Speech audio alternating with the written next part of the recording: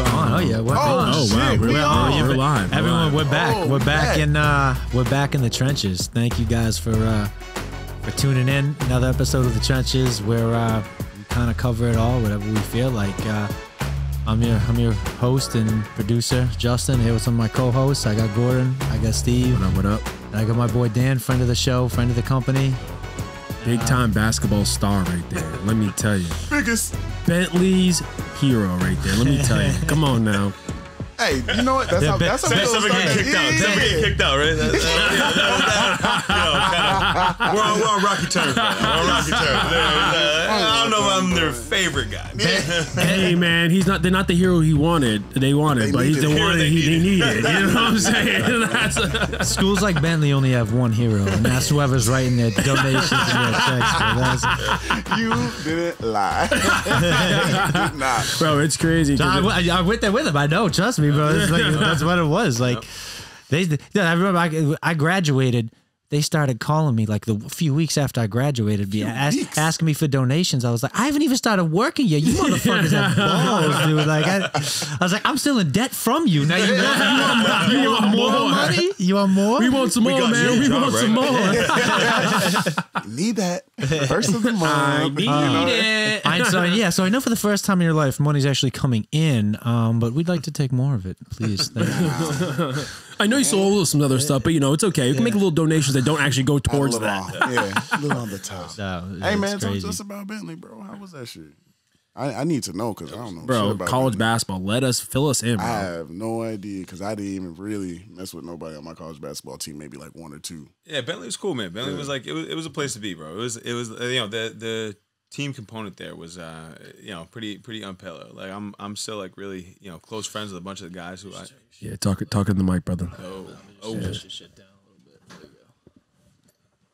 I'll put it down. Yeah, all right, fair enough. There we go.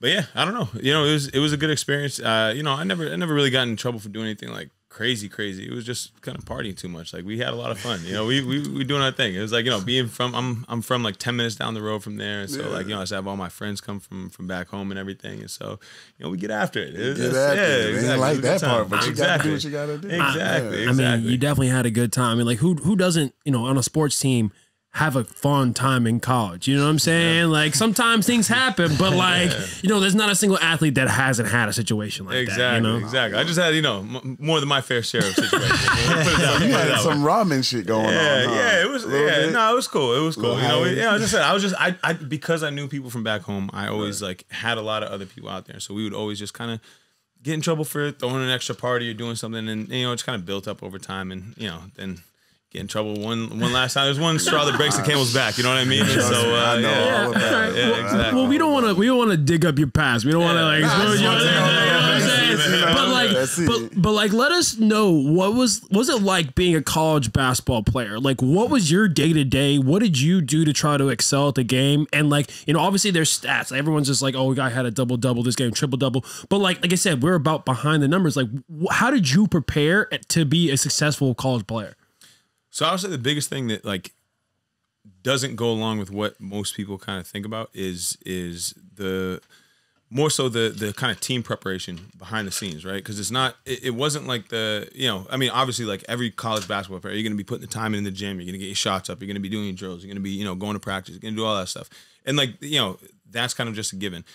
As far as what made the team at Bentley different, again, was it like we spent all of our time off the court together. We were always, our chemistry was like way, and we went from, we lost a couple games in the beginning. That's different from football. Yeah, that's huge.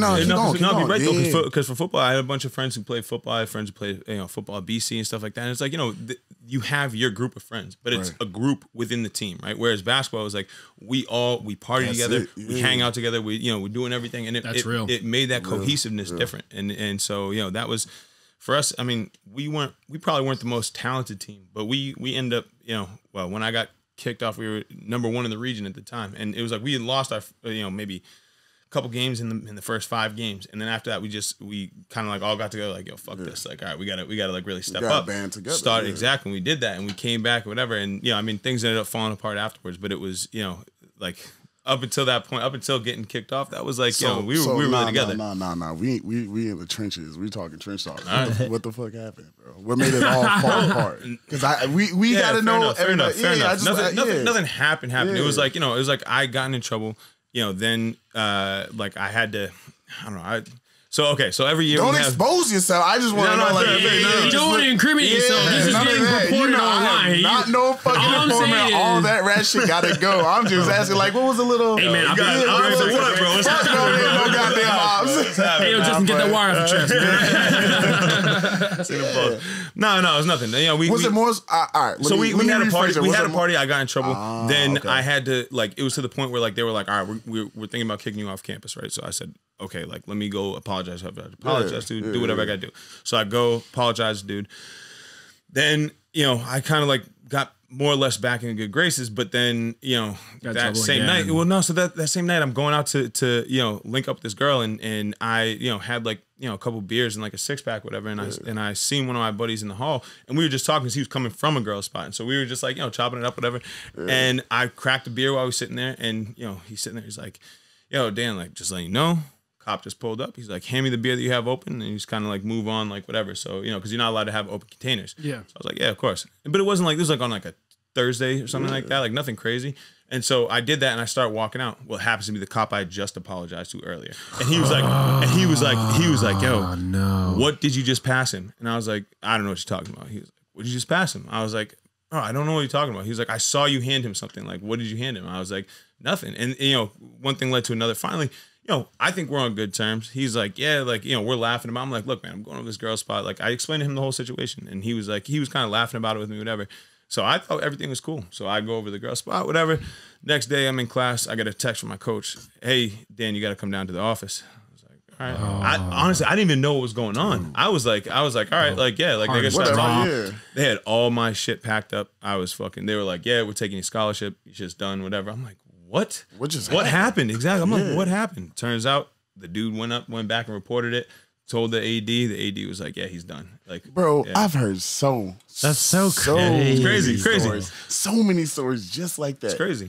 Just because those cops, you just want to be in good graces with the coaches. I want to be on the up and up. I want to make sure your team's doing right. But it's like, man, I mean, like, to be fair, it's like I shouldn't even fucking like done it. Like, when push comes to shove, it was really my fault. But it was like, it's a stupid college. It's like, okay, I'm a fucking 21-year-old kid, and I got a beer. That's what I'm saying. Is it actually? Go ahead, Justin, because I was about to say the same stuff, bro. You passed the beer. Look, I'm a big believer of like punishment fits the crime type of shit. So it's like, if you just crack a beer, you shouldn't lose your scholarship. What I'm leaving out is like the whole context behind this. There's like 3 years of getting in trouble. Like, I was getting in trouble every year, all the time, whatever. And then was it just for like stupid shit, like getting called just party and stuff? Like, yeah, exactly. Like a party. Like, again, it was always not like hurting anybody, not putting your hands like that. Exactly, bro. I just want. I didn't get caught for those times, right? But that's what I'm saying, bro. Because I've heard so many stories and situations. Were you ever 21 when this happened? The last one, I was 21. Yeah.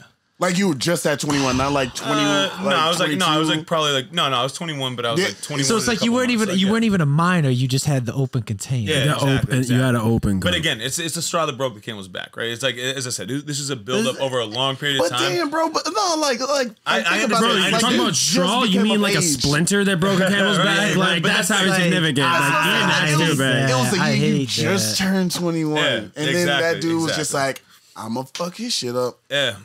But I mean, again, as I said, I went and apologized to him earlier, and then to come back and have him be like, really, like, after you just came in. But like, what is he? Is he personally offended that some 21-year-old dude in college is cracking a beer? Like, well, what? The thing is, had I been like super fucked up or something, to be one thing. But like, I wasn't even like drunk or anything. As I said, I was just going over some girl stuff. Like, I wasn't like trying to do anything crazy. Like, it wasn't like, oh yeah, like I'm stumbling around and he saw me. It's like, nah, yeah. So it was pretty wild. So then you went down to Florida, where they encourage you to drink. That's a whole. That's a whole.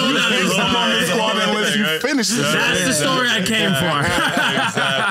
Yeah, no, that was wild. But so no, then I played for Rollie Massimino down there, and that was awesome, man. He's the man, and actually it's a weird connection because he actually coached at my high school growing up, that was like his first, I believe his first head coaching job was at my high school, like outside of Boston. Yeah, and then my head coach from high school was like his assistant coach and stayed there from afterwards and whatever. And so that was like family connection going on. Exactly. So Rollie was the man. And he ran shit down there. It was like the court was named after Rollie. Like he had people around there. Yeah, he was running stuff down in Florida, man. It was and the thing is crazy. He went from he coached at Villanova where they won the national championship. Then he coached at UNLV. And I'm trying to think if there's somewhere else in between. But either way, like a little whiles afterwards, he retired, moves down to Florida, living down there for a little bit. He's like, I really miss coaching. Like I got to get back into this. Goes and finds some random school. That's why it's an NAIA school. So it's like, he just found a random school and was like, hey, can I be your guy's basketball coach? Like, yeah, of course. Like whatever. Yeah, so sure. He comes in, starts might running. not have enough money to pay you, but you can come come on. in. But then we got they didn't have like a big time team or anything. But then he came in, and as I said, we get all these European guys who are coming in who they've played professionally other places, and and so they can't play in the NCAA, so they're looking for somebody who can set them up for playing professionally, but not but like at a place where they accept people who are not who have played professionally before. And so yeah. So did you ever go overseas, bro?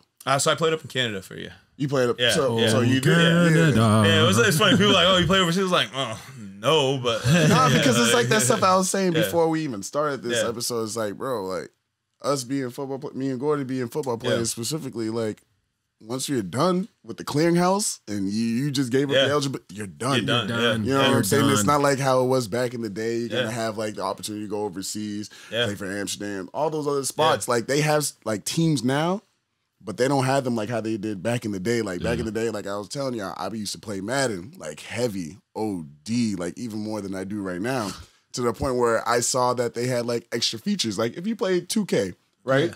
You see you could play with the WNBA. All the other like I didn't know that. I didn't even know. Is that you can do that. You can do that in the new 2K. You can do that in the new 2K. You feel what I'm saying? So like Madden was like ahead of its time. They did all that shit before. I remember that. Because actually, because I remember they took teams out of Madden like when they started moving forward, like in the early 2000s or like late 90s, like 2000, 2001. They had all those extra teams, like because of that reason. Like it was like more like acceptable to like go out, like excel, like build your own brand, but at the same time hone in on your skills. Come back, maybe a team will take you professionally, and that's why I said maybe. But I want to know like the difference because still to this day we don't have like anything football wise, American football wise, like college basketball. Like walk me through that. Like how did your process from going to professional, right? Like so that was an interesting move for me because I went in college. I played more like power forward. I was more of like a stretch forward, right? I could shoot, but I was more power forward. And then going to play professionally, I was playing more like 3-2, and so that was definitely a big adjustment for me. But I think in general, basketball is like really interesting in that like there's a very small difference between each of the levels, right? Like people think that it's like Division 3, Division 1, Division 2, whatever. Like there's some like giant gap, and there's definitely, especially with size, right? Like the bigger the guys, there's definitely more of a difference. Like they're more coordinated, they can run, they can jump, do whatever. Whereas like at the lower levels, it's not the case. But guards, you could have a Division 3 guard who's easily could have played Division 1, right? Like that's not unheard of. But so same thing in Canada, right? Like, but Canada, in like European, like whatever, playing up in Canada, all that stuff. It was like you have a lot of guys who are right on the cusp, right? Like I trained with a number of guys. I trained with a couple of guys who played in the league and stuff, but then I also trained with a bunch of guys who were like high level European, like guys who were getting paid well over 6 figures every year, but like they're and it's just a matter of like it came down a lot of times to particular skill sets and luck. Right, it's like who are you in front of at a particular time? How did that, how does that transfer into your prospects and whatever? So it's interesting, man. Especially Canada is like, you get, it's like kind of like a half step down from the D League, right? Where it's like there's a lot of like really talented guys, but most guys have some sort of baggage, right? There's some sort of like, okay, like they got in a little trouble here, they did something stupid, here or something like something crazy, and so that's the thing. So it's like the level is very high, but like I would say like it's like there's a big difference between like guys who are really skilled and guys who really know how to play the game, And so that's why I'm like transitioned to like, was the motivation always there that you saw? Nah. Because the thing is, but granted too, it's like, okay, I was getting paid like $2,000 Canadian like every month up in Canada, that is shit money, man. That's like $1,500 bucks. That's $1,500 a month. It's you know, you're not. I mean, so like you're paying for your housing and everything. I was gonna say, I'm just like, yo, are you trying to survive? How you surviving with like 2,000 just straight up? Like, bro, you couldn't eat. Like, you're in the middle of nowhere, so that's part of it. But then also they have like housing and stuff like that. So there's not like they don't have like, you know, little things like that. But it's a tough lifestyle, man. It's like, you know, and that's the thing. Like there's a lot of, and as I said, a lot of these guys have like, you know, some sort of baggage. Like, you know, the first day I got in there, right? Yeah, the first day I got in there. His eyes opened so wide. If you're listening right now, his eyes is open so wide. Oh, jeez, I gotta hear about this guy. The first day I got there, right? I'm not gonna drop any names or anything like that, but there was a dude who, you know, I didn't even really know him like that, but it turns out apparently, like, you know, just absolute head case, right? So he was like, I don't know. Apparently, they ran some play where, like, you know, it's like, or it's like not a play, like they do a drill where it's like when the guy cuts through, you got to do what's called tagging him, right? It's just touch him as he's going through, right? Just make sure you know where the guy is, because then everybody has an idea of who's where on the court. So apparently, one of the guys did a little bit harder than the guy would have liked. So the next time down, he comes down and he just throws the elbow at the dude, right? Gets kicked out of practice, whatever. Later on, him and dude kind of like getting like a little like, you know, back and forth, because like obviously like, you know, that was like too much, whatever. Afterwards, he's apparently like waiting outside the door with a brick, just waiting to fucking knock it. And it was like, I wonder where the fuck he from. So exactly, so they fucking. Bro, what is this guy Russian? Jeez, he's chilling outside the Kremlin, ready to go. That's not any American. The first day I was coming in, that's the story I heard. I was like, damn, like, all right, it's like that. Like, all right, this is gonna be not a rock, so, a brick. Yeah, exactly, man, exactly. So it's that man went and found a brick and brought it. Like, you don't just find it. That's what I'm saying. You might chisel it off the building like, I can't wait. He put that there right after tryouts. He's like, if anyone ever gets to me, this is great side of bashing some dude's head in. This is a good brick right here. It was like, remember when that dude Joe Horn, the receiver for the Saints, he had the cell phone planted in the goalpost, and he scored, and he went out and grabbed it and started talking. He had it there in case he scored. That dude planted the brick right out. He was like, I know someone's gonna try me today. I know. Gonna try me. Coaches doing that drill where we gotta tag each other. I swear they got if that dude tags me again, I swear to God, bro. I swear to God, bro. But sorry to go off. I really want to find out where he got that brick, though. That's what I'm saying, man. You know, it was a kind of crazy experience. Right? So it's like, you know, but it's interesting. Like that's what makes it fun, man. That's what makes it interesting. That's, you know, people with personalities. So they get after it. But yeah, so that was really like what my experience was like up there. It's like people we didn't make shit for money, and like it's kind of like it's very like dog eat dog out there. Like everybody's like kind of like, yeah, fuck this shit. Like we don't care about winning games. Like I'm trying to get playing time. I'm trying to move myself up. That's what I'm doing. So you know, it is what it is. It's a very it's very different than college, right? Because in college you're playing and it's like we're on a team, we're doing it. And especially it was a weird transition for me to go from where I was at Bentley and the cohesiveness and everything was like right on point, then to go to Northwood where it was like, you know, a lot of guys are coming in for a year or two, right? So like there's not that same sort of cohesiveness. And then to go from that to Canada where it's just like nobody gives a fuck. It's just like, okay, like who's putting up buckets? Like that's it. Like, what are your numbers? What are you doing? Exactly. And like I understand, as I said, it's like when you're kind of like, you know, whatever. I'm not trying to like make it like crazy like that. Like, you know, we had enough, you know, it's not like we were like struggling for food or something like that, but like, you know, it was a struggle. Like you're not like nobody's like really saving money up or anything like that. So it's like when you're in that sort of situation, guys like get really cutthroat and understandably so. Understandably so. I gotta fight for my job right here. Yeah. Bro, but like so explain to me your mindset, right? You go from a historically winning team at Bentley, right? They are known for being number one and winning the D2 championship so many times, right? And then you go down, you have a phenomenal coach down in Florida who's next level winning coach, right? Yep.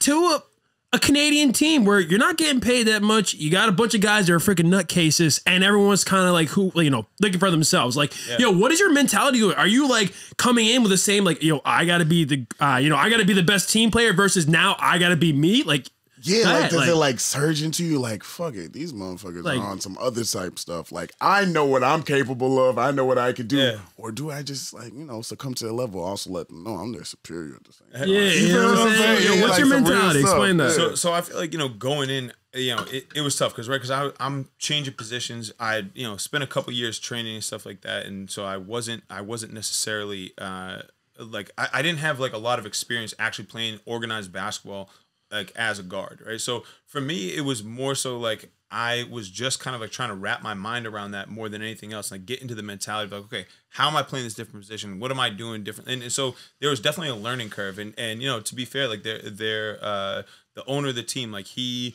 like really like he saw some potential in me and was like, okay, yeah, like we're gonna try this out, we're gonna see how it goes. And so I really didn't get like crazy PT like that or anything, because like I was kind of like trying to just essentially get my feet. Exactly. Yeah. It's like there's a learning process. So it was like it was more so, and I didn't have any experience. Like even the guys who I like trained with who played professionally, like they're playing. Again, it's like it's very different when everyone's making like six figures, right? Like if you're making six figures, you're not. It's a little bit more like, okay, if our team does well, I'm going to get a bonus. We're going to get, I get $20,000 extra if we make the playoffs, something like that. Whereas like, in Canada, it's like, all right, you might get like $1,000 bonus, a $2,000 bonus, but it's nothing crazy. It's like you're looking to move yourself, your own career forward, as opposed to like, the team stuff. Yeah. So actually jumping on that, like you just said, move your career forward. So, because I think that's one of the things I wanted to ask about. So that's obviously like, but if you would think of like most people's path to like, when you think of like professional athletes and stuff, you think, okay, they go high school, they do the college, however many years,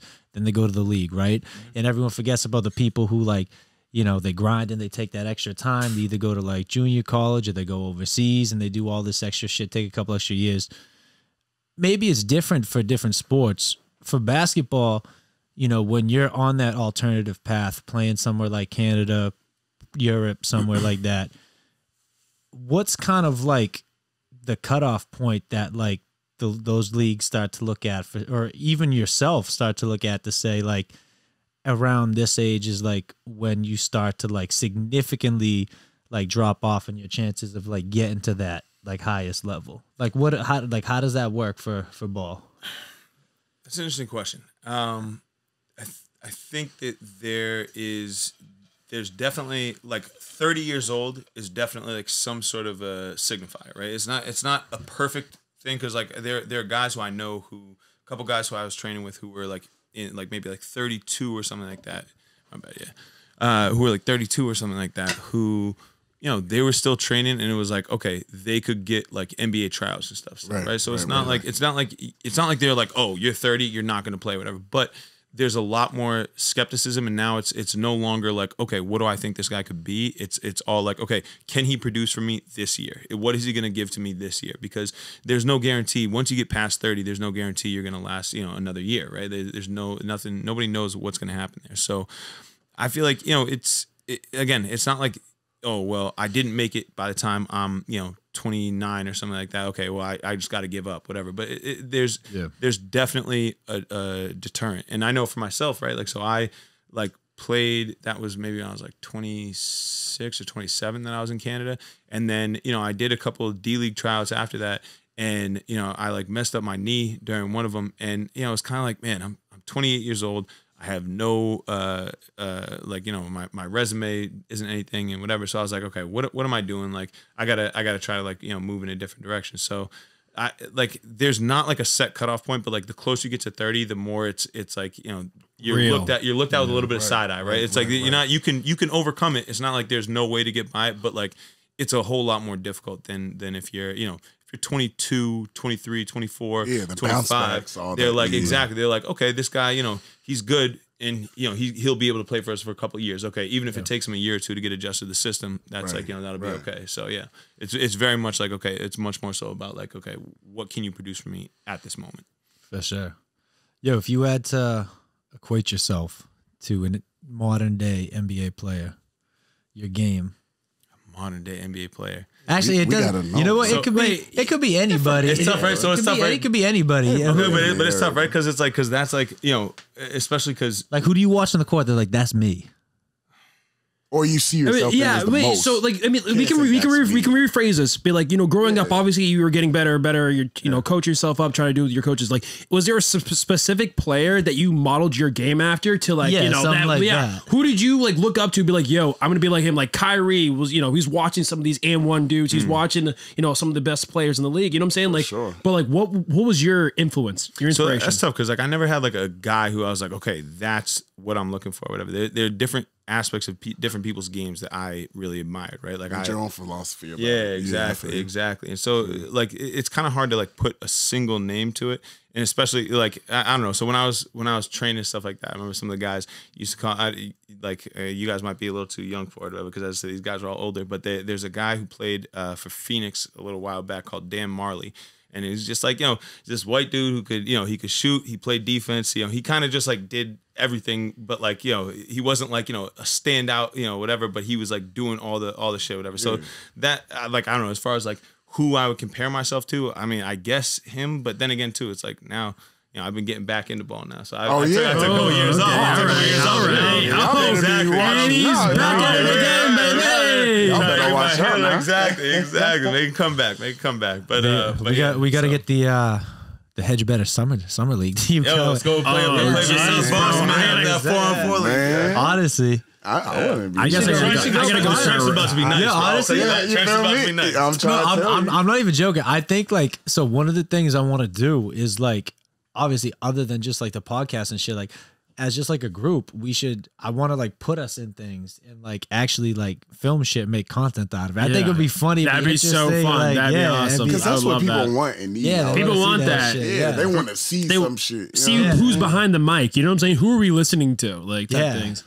Exactly. Like, this dude, from the way he's talking, he sounds like he was a beast. Like if we and they look at me, they're like, yeah, like it's soft.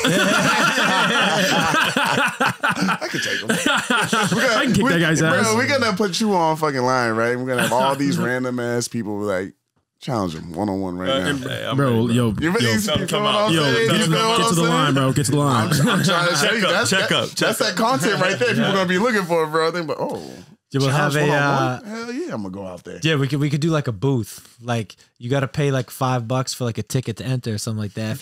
If you beat like someone in something, you get the pot. Something like that. I fuck with that's not a bad idea. You get your $5 back. You get your $5 off. You get the pot. I beat this guy in a 1-on-1 draw. Just made $200. We need something back. Staking. That's so funny. Damn. Hey man, what's going on with the NBA? Wait. What you got on your shirt? Oh man, what you got on your shirt? I'm saying it's almost Friday. It's almost. I mean, well, today is Friday. It is Friday. But, really, you can never match a Friday like Tom Brady. Yeah, I'm about to say it's like a godlike figure on your shirt, bro. This dude, he won the Super Bowl this year. Had a phenomenal season, absolutely star-studded season with a lot of assets that he hasn't had previously, which I don't know Belichick's trying to fix right now. But come on, man. I've never seen Tom in that fashion in my life, and I couldn't be more here for it. You know what I'm saying? Not the structured, like, yes, sir, no, sir. Be like, yo, Tom Brady actually had fun for the first time in his life. And what did he do? He won a Super Bowl in the first season. Like, come on. And then he blacked the fuck out. He blacked the fuck out. How to get escorted out that bitch. I'm good, man. Come on. See, the thing is, you think he was actually that drunk? Because there's been a lot of debates about this. I think no one knows if he was actually that. And they just had a dude making him look like, to make him more human or like do whatever. You know what I'm saying? He wasn't actually that, like he couldn't stand up type thing. I think that is I'm like, that's hard to fake, man. I'm not saying it's impossible, but that's hard to fake. That's a dude. It's hard to fake. You never had you drunk one time to get out of something. You'd be like, oh man. You try having a fucking diet based on fucking plants tell me you're not gonna get bro. We all know Tom Brady uses photosynthesis to eat. We all know that. The dude literally eats leaves. His last drink was probably in fucking 20 wheatgrass. Fucking 12. Okay, he got blacked out. Bro, he was blacked out. You know how I know he was gone? When he threw the fucking Lombardi. Yeah, that's how I knew he was gone. That was just like, I don't think anybody for real would ever do that, especially Tom Brady. Nah, he's got to be gone. That was one of two things. It was either he was gone, or he was just like, "Fuck it, I got 7 of them." I already got so many. Like, whatever. I mean, Gronk dented the 5th or 6th one they had, But whatever. Gronk is It's still different. dented. It's still dented. But we all know Gronk is different. He is different. He's a motherfucking different He is breed. different. This is Tom Brady. He got to hold himself with the utmost pristine. I got to look like this on the business. That motherfucker got loose as a goose. Playing with Bruce in there. Threw that shit across from boat to boat. And got escorted out. That's a good ass day for me. That's a good ass You know time. what I'm saying? Yep. I couldn't be more after that, like during that, I couldn't have been more Tom Brady fan than after I saw like that whole video. That was pretty Just cool, like, yeah. That was just the best. Yeah, you're Tom Brady fans, but we still Pats fans, right? Are we not? I mean, we'll Are see. we We'll not? see after the first week. We'll see after. Oh man, this dude We'll gonna see after jump the ship and first go with week. the Bucks. All I'm saying He's is- gonna jump ship, go with the All I'm Bucks. saying is Jalen Hurts. You know what I'm saying, over the Eagles. You know what I'm saying. We'll see what happens. that's a with matchup, huh? I'm Is it- doubling down. I'm not just a Pats fan. I'm a Cam Newton fan too. Oh wow! All right. You're the reason why people hate Patriots man. fans. I'm a Cam Newton fan, bro. He doubling has down. a full off season. He's going all in. He has new assets I now. don't care. We're about to get telling you. Julio I Jones. believe in Cam. I believe in Cam Newton too, bro. I believe in Cam Newton. He keeps throwing in that fucking Julio angle, Bro, man. the Patriots are going to get Julio. We don't know how much cap space has, but they are spending money. We're the one team, and what did we talk about in the last conversation? That they need some kind of receiver leadership right there. We have a bunch of young guys doing a lot of young boy things, and they need some veteran mans. we have some money. Harry? That's the only one we have that's a vet. Bro, he's like 2 or 3 years in, and he's not even the top 3 receiver on the Bro, team. that's what I'm saying. He really hasn't even had any burn. Again, Like I don't Jacoby hate on Myers, N'Keal Harry. I don't. He was hurt his first year. The Yeah. second year, he had Yeah. a new quarterback. That's what I'm saying. so- That's we got the no, only we vet got we no have problem, now. but they have Yeah, no that's the only like vet we true have now. veteran leadership. And what does the Patriots know? They always are key at bringing a lot of veteran guys in at the tail end That's of why their they career. re-signed to be James this. White for sure. Yeah, 100%. Shit like that. You know, Big they brought. time, man. and They so had to. They needed people They like had that. I to. feel Who been like to the mountaintop? based on the amount of spending that we've done in this offseason, I think there is at least some sort of chance that we will be in the conversation of obtaining Julio Jones. That's all I'm gonna say. And I've been looking at it because like we were just talking about it, and you know, actually I think it was that night I hit up the group and I was like, "Yo, the Julio thing just came." Oh through. yeah. You know what I'm saying? Like as soon as that happened, I feel like the floodgates is open because like one, we don't know how many teams. Yeah, we don't know how many teams are gonna put their whole trust into Julio because like we were saying before, dude had like an on and off season last year where he was still balling the hell out. You know what I'm saying? Yeah. At the same time, he was like, I have to look out for my future because I know the Falcons are not going to run with me for the long run. Arthur Blank is not going to have him down for the long run. And that's exactly why they went with Kyle Pitts. Because Kyle's not a fucking tight end, bro. No, he is Julio. He's a 2.0, receiving bro. he's a receiving tight end that they can literally do anything with. But you just they said can that- do anything What with. was the first word you said? He's a receiving. Tight end. Exactly what I'm saying. Yeah. You know what I'm saying? So Yeah. they're looking at Julio like, bro, you weren't really messing with us. We still kind of like you. We know you're going to be good, but you're kind of getting up there. So like they were playing both sides of the fence. And once they actually, I think they actually finalized the deal with Kyle Pitts. You know what I'm saying? Because it was enough time that passed from the draft. We're like, all right, we got him in. He's locked in. Yep. Julio, get your shit right, man. Bro, Dead ass. I Get your think shit right. I think back to like the whole and maybe just being biased as like a Patriots fan, I equate it to like the Patriots and like Gronk, and I'm sure it's existed in other scenarios. Probably didn't star with Gronk, but I think to like Gronk, and I think of like, okay, he's the first dude that I remember being like, and again, maybe it's just because of my age, but like being truly uncoverable one-on-one, right? And so when you have a dude that's uncoverable one-on-one, you force one of two options. You either got to make the defense commit someone else, which obviously is going to cause some sort of mismatch, like something in the, you know, some point, Right. or you let someone try to one-on-one them, which is a mismatch And they're within just gonna moss itself. all on him. Yeah. So when you get someone like Kyle Pitts, who, you know, from all signs point to you're not going to be able to cover him one-on-one. No. You're probably going to have to commit someone else to him. That allows a veteran quarterback like Matt Ryan to sit back with another weapon like Calvin Ridley and some of these other pieces and pick defenses apart when he knows that, okay, I got two guys committed, or I got a one-on-one mismatch. That's a big because thing like it's for the them. same exact thing, right? Because Julio, what we said, he's about like 30, 31, right? Yep.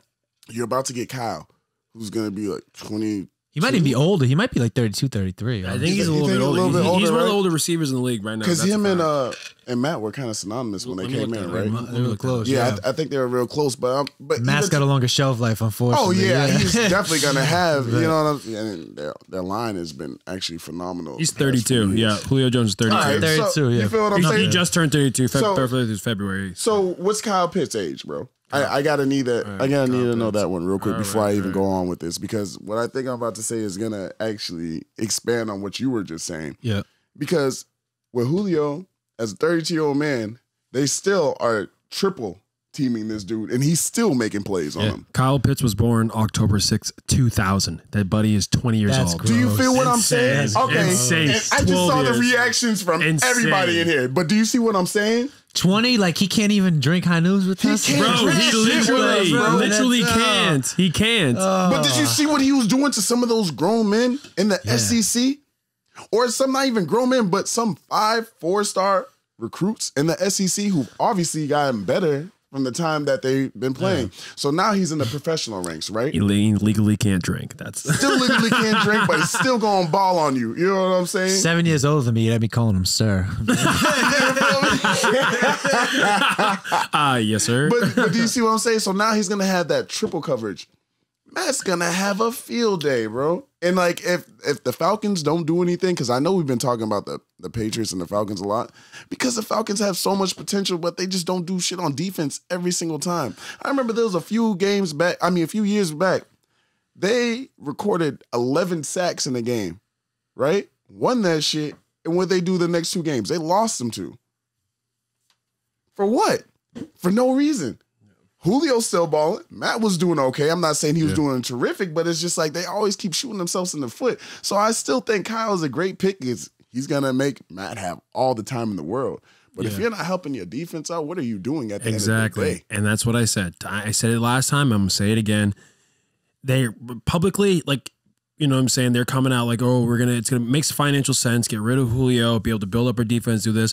I mean, but we know in the back room, they're kind of like, man, F Julio, we got to get him out of here. But at the end of the day, it's about numbers, right? And they want to make sure they have enough money to be able to pay some guys a couple million just to be able to come and build up that defense so they have a sustainable team. Right now, they don't. They have an offensive threat, but at the end of the day, they're going to... Very real offensive threat. But what happens? Their defense is going to get busted and busted bad, and that's how they're going to lose games at the end of the day. So they need to get rid of it. It's not even if they wanted to get rid of him badly, they need to get rid of him. So if they execute that, we're going to have to think they're going in a defensive route, right?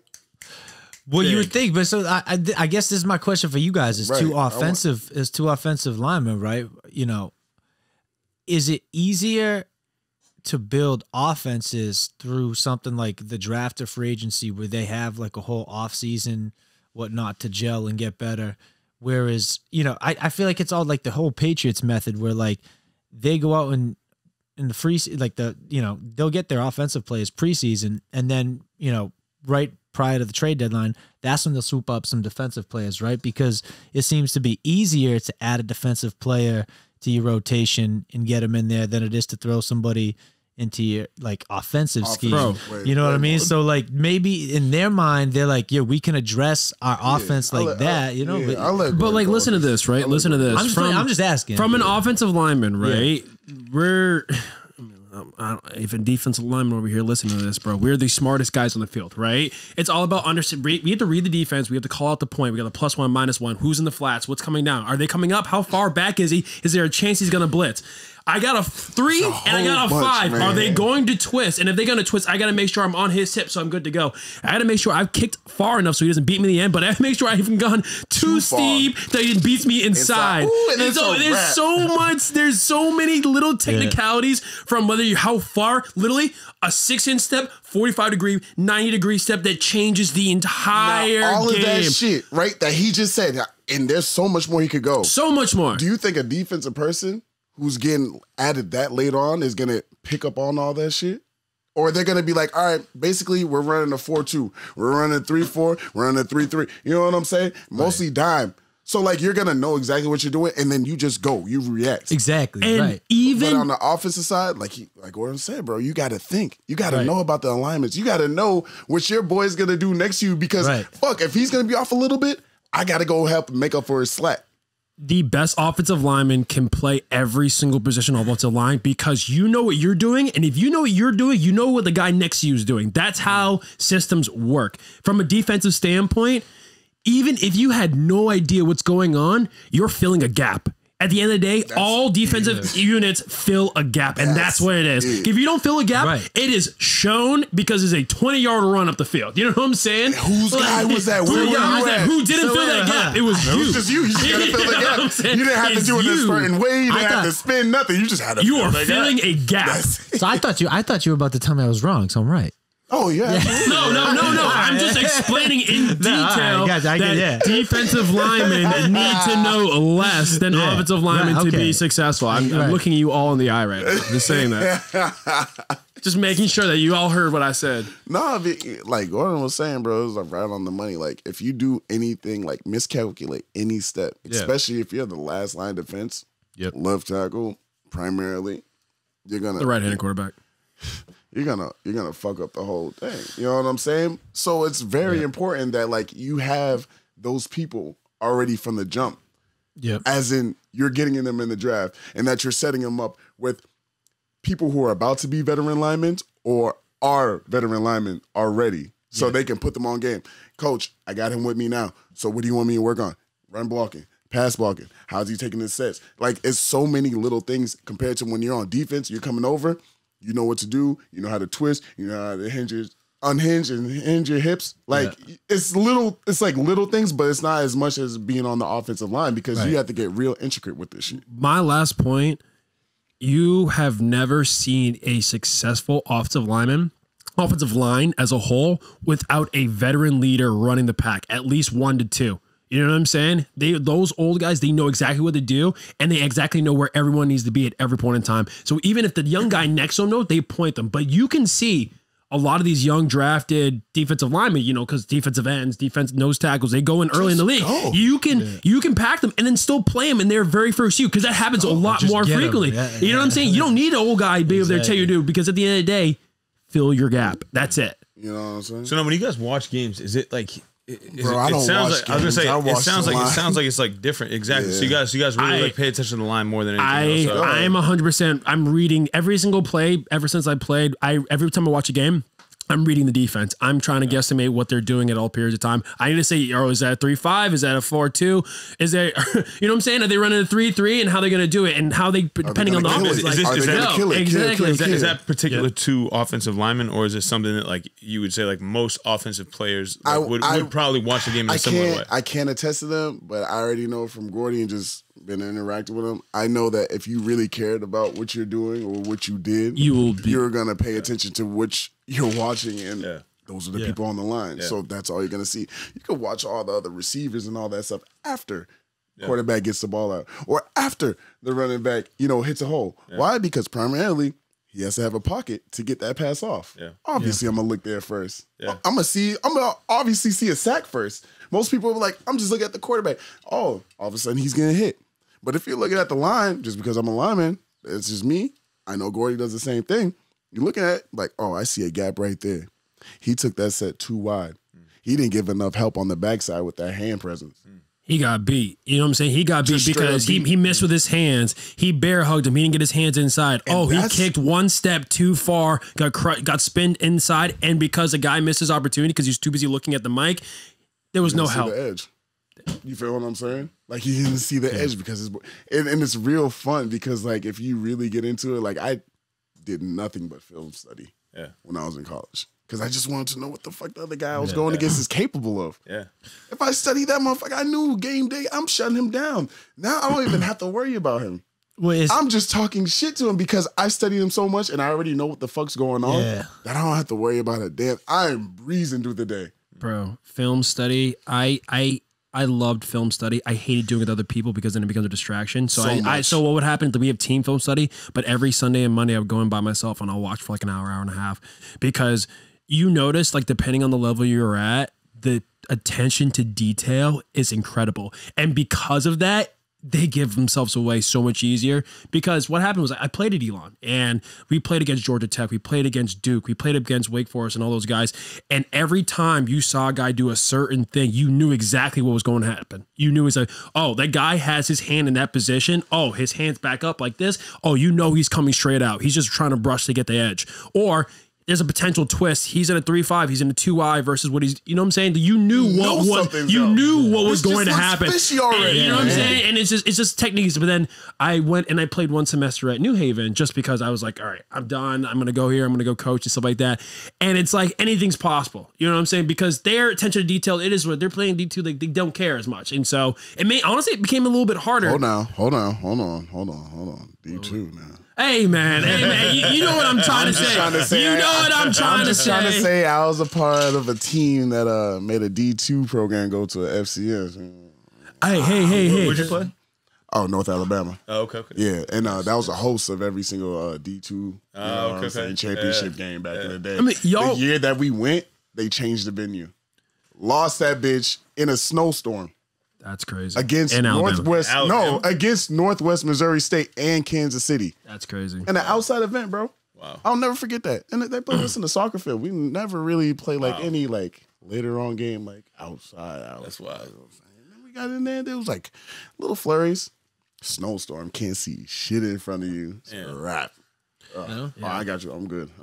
Yeah, well, I mean, football, a lot of technicalities, and I guess the last, because I know we want to get into basketball because a lot of basketball happened this week, and it's with the Hall of Fame this weekend. But my last thing is the most brilliant thing, and I love actually listening to this on Sundays. But have you ever just listened to Tony Romo commentate?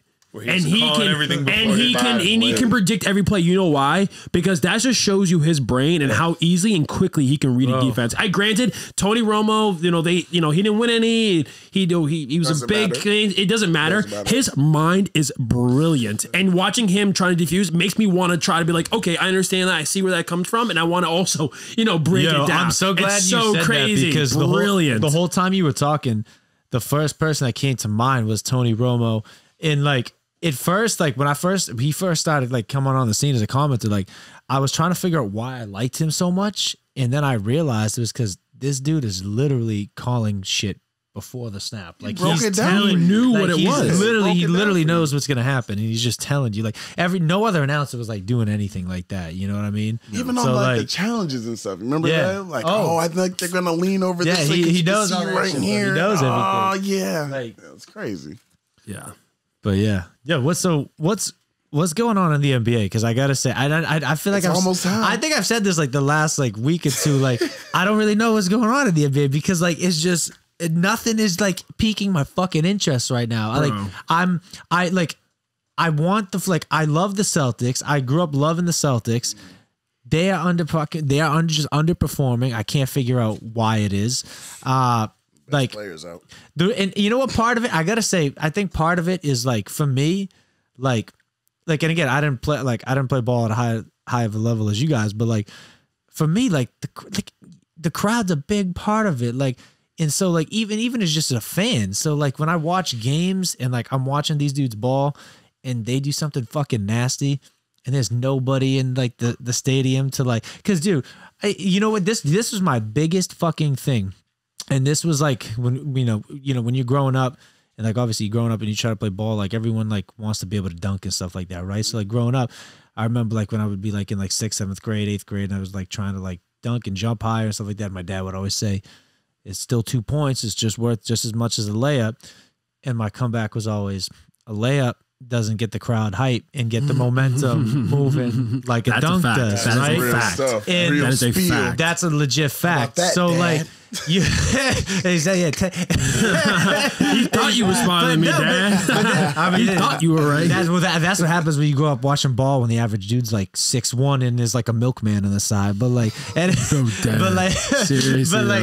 but honestly though, nowadays that type of shit is a factor. So you got dudes doing shit that should be momentum shifting plays, getting the crowd going, getting everybody hype. And it's just kind of dead in there. That's what kind of that's one of the things that like I hate about it. Like I don't know.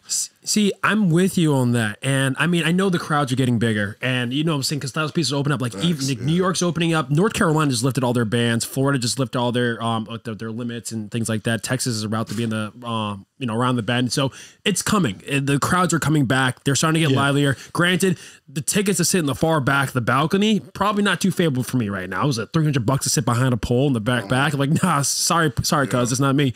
But at the same time, it's coming back. It's going to be livelier, and especially, great time. Playoffs. Playoffs are around the corner. Everyone was having their playing games this week, which was absolutely freaky. Who locked in the 4th seed? The New York Knicks locked in the 4th seed. They haven't done something like this in how many years? Since Yeezus came out, bro. Literally. I saw a stat on it. Literally. No bull. Like I saw it. It's crazy. Like, and it's funny because nobody in their right mind would have thought Julius Randle, who is literally in the MVP conversations right now because of how well he's been balling out. Friggin' RJ Barrett. D Rose. I got to give D Rose again. Bro, I got to give D Rose a whole bunch of credit and respect because I was even talking to my homeboys 2 weeks ago and we were watching the Knicks game, bro. Like, obviously betting on that shit. Over all that. They only had to cover about 2.5 point spread. They easily got that by like 5 or 6. But I'm watching the game.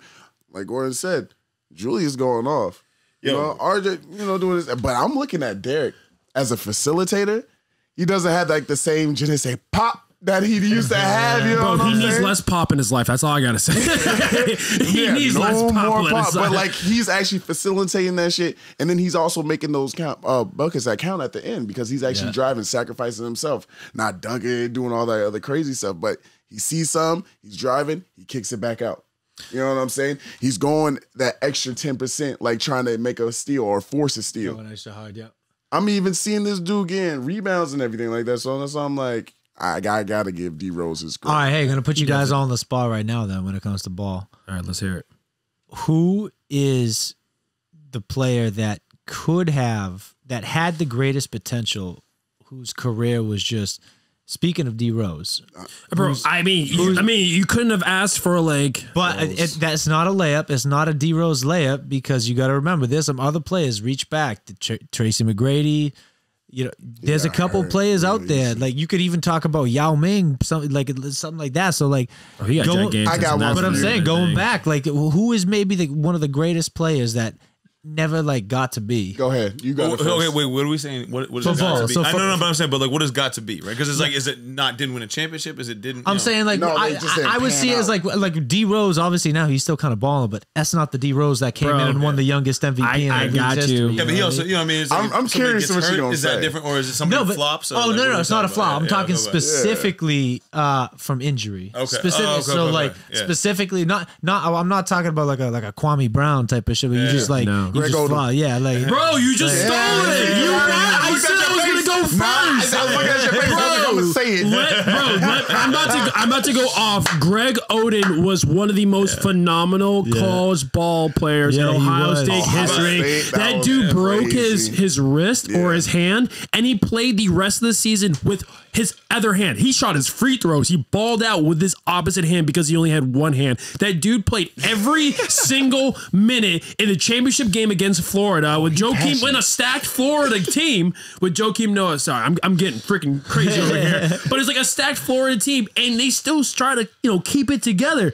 And this dude was going to be next. Like, granted, he did look like my grandfather at the age of 19 years old, 20. You know what I'm saying? 18, 19 years old. But the thing is, this dude balled out with one hand, his weaker hand, and still put on like a friggin' star-studded performance. The guy gets to the league, and what happens? His injuries just ruined him. And he literally got drafted to a team, and I have no idea how many minutes he actually played in the NBA. I have no idea, because all I ever heard was he was still recovering. He tried to come back. He got injured in practice, and that was it. And it was like 1 or 2 years of him just chilling. I think it was his rookie contract. He just stayed. They paid him. He was on the bench because he was healing the entire time. I don't know if Greg Oden actually got any minutes, but I mean, that's just me. Yeah. I remember that. That was tough. That really was tough. So tough. Yeah.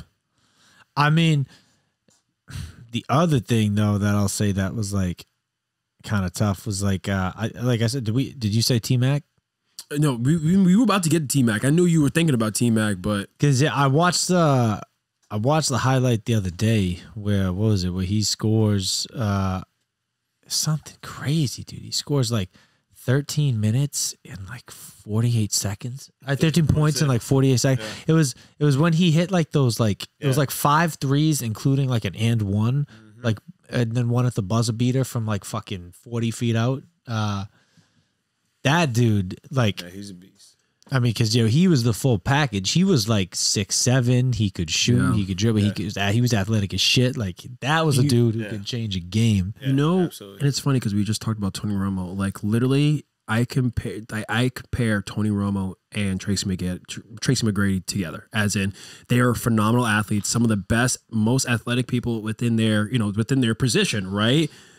But first rounders. They just couldn't get out the first round. Tracy McGrady made one season where he actually made it past the first round. You can fact check me on that, but it's like they did the best they could, but they never just could make it to that next level, win a championship. Yeah, they were all pro. They got invited to like these special games, but slam dunk contests, quarterback contests, all that stuff, but they just never panned out to be that superstar. Granted, they're both going to be in the Hall of Fame. Yeah. You know what I'm saying? There's no way Tracy McGrady's not going to be in the NBA Hall of Fame. There's no way that Tony Romo won't be in the Hall of Fame. But it's just one of those things where there's just two guys that were phenomenal in what they did, but just couldn't take that next step. So who'd you put there for football? Who's your Greg Oden of football? Oh, wow, that's a good one. I don't know. There's just so many people you can think of that. So I'm thinking, because like football, obviously going to have more injuries and stuff like that. So there's got to be a lot of guys. There's got to be a much larger list for that. Because you're way more expendable. You know what I'm saying? There's so many. I feel like the problem is like the dudes in football like that.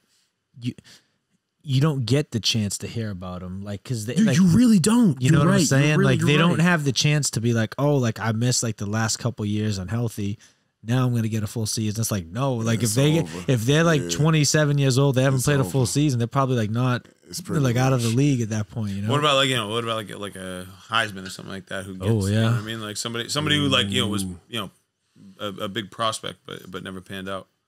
Literally every prospect not like hurt. Yeah. Every prospect not hurt. Every Alabama quarterback to get drafted. They're prospect, but they get hurt, and that it seems like that's why it fell apart, right? Like not somebody who went bust, but somebody who like actually like. I'm trying to think, bro. And the only thing close to what I can think of is a high school player in which they made a fucking movie about, dude. Booby Miles. Booby. You feel what I'm saying? Yeah. And like he was like the next hot thing coming out of Texas. Yeah. You know what I'm saying? But it's really hard. Yeah. There's just so many people. There's not this and just like what Justin was saying, it's like if one dude does get hurt and early in his career, you don't hear about it and they've already picked up another guy from the scout team or they traded him for him. Like, you know what I'm saying? Like if N'Keal Harry disappeared tomorrow, we would never know. Until the season comes up, it's like, yo, the dude never. What happened? You know what I'm saying? Like remember. You know what I'm saying? Exactly. Yeah. Like who was that running back we had? That was really good. Stephen Ridley.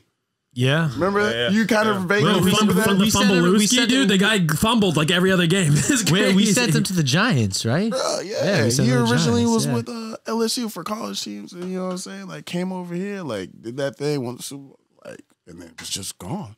Fumbled way too many times, gone. The other dude, something Gray. Jonas Gray. Exactly my point. Thought he could do whatever the hell he wanted. Wasn't injured. He just showed up. He showed up. Oh yes, I remember. But that's what I'm saying. Like some goofy stuff. Like not even like injury, just goofiness. Like I am the man in New England, bitch. Tom Brady's handing you the ball. You are not the man in New England. I forget what happened. It was something where it was either like. Because I think I know what you're talking about. Like, they were just it was in a team meeting, right? No, but I'm saying it was after the fact. So like there was one of those things because like you know how sometimes the Patriots, like especially when they run that like committee by running back, like sometimes it can just be like a game where they keen in on one dude that gets like 80% of the snaps. Sometimes everybody was shit equally. It was I forget whether it was just a situation where he was that dude that game that got the load, share the work, Right. or like there was an injury that like bumped him up or something. To that, yeah. But he went into Indy and he rushed for like 280 yards and 4 touchdowns, right? Yes. bro, in Indy. Just did something ridiculous. And everyone was like, "Oh, Jonas Gray! Oh my God, he's the new fucking, you know." Everyone's freaking out, and then like a week later, they're like, "Yeah, Bill cut him," and they were like, "What?" And they're like, "Yeah, he showed up to practice like 5 minutes later, some shit like that." I don't know, what was it? A team meeting? I think it was some. Yeah, I think it was at a team meeting, and something happened, and then they just cut him. And I can't remember if someone else, because I'm pretty sure my buddy was playing for the Patriots at that time. RJ Mattis, his son, his dad was my offensive line coach, and I'm pretty sure like someone laughed like in the meeting because of it. They chuckled or whatever, and then Bill like apparently direct looked in his eyes, like was so ready to cut him too. Like he was like, "Oh yeah, that's funny, huh? You got some more? You know what else is funny? You want to join him?" But like, that like, you're off to your couch. We're on to your couch. You know what I'm saying? Like it's so crazy. And these guys, man, I really feel for the for professional football players, especially the ones that are early in their career, because like I said, RJ, I was with him when he got picked up and he ended up going to the Patriots, and was it rookie signing contract is like around 500K, 600K, right? Yeah. Sounds good to me. But the thing, it sounds good. It sounds good. It sounds good, but 0 is guaranteed, right? But at the same time, because he got picked up, buddy could mess up one play and get cut after 2 days. Would you make $20? So what do you have to do to get paid the money? Bro, you survive the duration. You gotta survive. And the thing is, you literally could be perfect every day, but because you're a new guy, they will literally drop you just to be able to pick up a veteran that might have been on free agent. And it's like nothing you did was wrong. It's like you just need they just need someone to bring on. And it was just you just gotta be on that waiver wire at that point. It sucks. Bro, it was insane because he was going in and like he had 4 roommates when he came in. And out of all the people that got picked up, he was the only one that made it the whole year. And he's like, "Yo, now I'm paying rent for like 3 other guys who are there." But like that's him. But like imagine the other guys who were there for literally a week. "Oh, mama, I made it. I got my 600K. I'm crushing practice." And him as an offensive lineman, he's getting maybe 6 reps at practice. He's doing a lot of drills, but he would get like 6 reps, bro. And he's like, they need to be perfect. You need to know the playbook. You mess up one of those plays, he could get cut on his 3rd day, and that's it. His whole career's over. You got a little film. You could go somewhere. You could probably try XFL or whatever, but you're done. You're done. Waiver wire is your best friend at that point, man. That's if you have like a good agent that's actually going to keep promoting you too. Who was it? You know what I'm saying? That's wild. I just saw somewhere. Someone just got picked up. And I know someone that got drafted. It's all about the agents, bro. It is. No, like, because give me 2 seconds. I had this one agent when I first like was trying to get on the scene. Dude didn't do anything for me for like a month. Didn't have any kind of communication with him. This is leading up to like after the draft. This is like 3 days after. 3 days I haven't heard from dude. He finally gets back to me. He's like, "Hey man, I'm sorry. My son was just born. He was at NICU."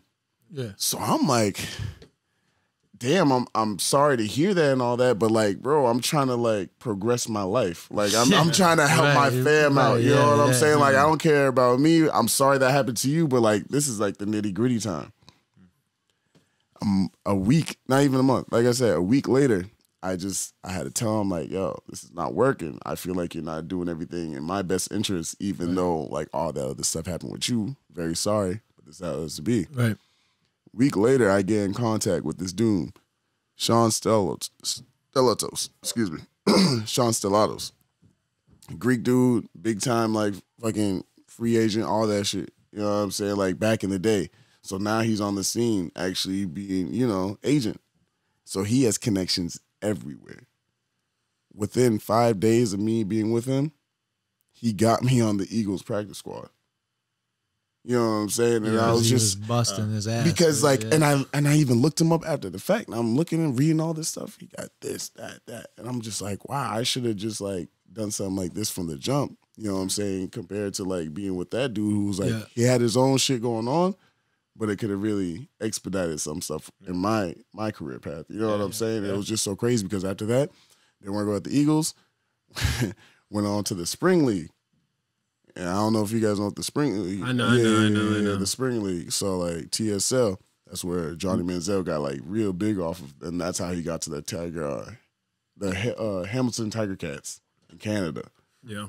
Remember he was playing in Canada for a little bit? Yeah, he was for a little bit. He went to the Spring League. We were both at the same thing. He was on the black team. I was on the white team. I remember we played him, beat his ass and all that shit. Got picked up from the Tiger Hamilton Cats, all that shit, and I'm right there, and I'm just like balling all, just trying to bust my ass, just trying to see if anything or anyone was just like interested at that point. Come to find out, the Redskins came on down. They took me from right there. You know what I'm saying? So it was just so fucking crazy, and I even just got memories in my Snapchat from that the other day. It was just like, it's the difference in between who and what you know. You know what I'm saying?